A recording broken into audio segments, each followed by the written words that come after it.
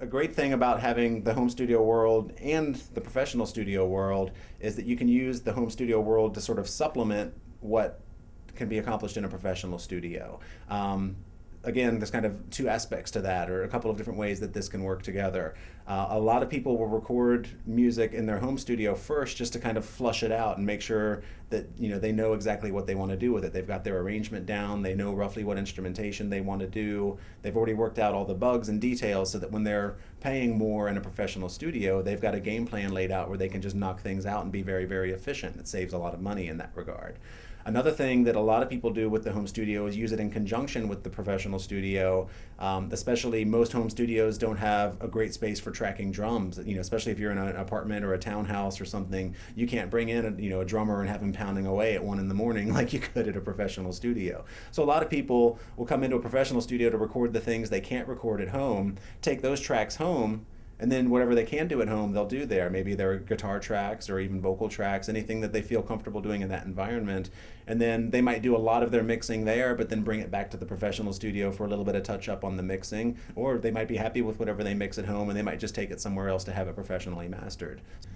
If somebody's trying to put together a home studio from scratch and you're trying to kind of figure out where to start, what to do first, or what are the most important things to consider, listening environment is critical. If you buy tons and tons of great gear and all you're listening on are very small speakers with a very thin frequency response, and in an environment where you can hear a washing machine running, though that environment is already so messed up basically that a bunch of great gear in front of it isn't going to do anything. It isn't going to help.